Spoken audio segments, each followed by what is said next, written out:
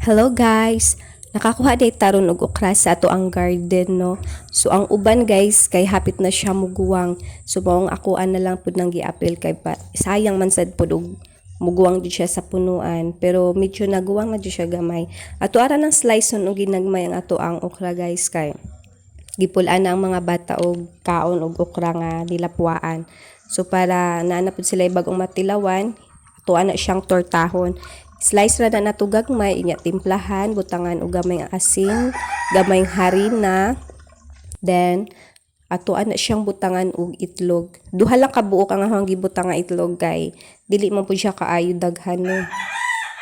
Unya ikahuman ato ana siyang karaw-karaw, imikos-mekos na nato para mag-combine tanan nga mga ingredients niya. So ato ana siyang ikaraw-karaw, after ana guys, mauna na ang resulta kung imuha na siyang mamekos-mekos. Then ready na ang ato ang torta nga okra, ato ana na siyang iprito. So mauna na siya ang finished product. So lami siya kaayo guys. Ganahan man sad pud ang mga bata ani no. So imuha lang na siyang inighaon nimo, imuha lang na siyang pislatog ayo aron manggawas ang mga oil kay wala man tay paper towel.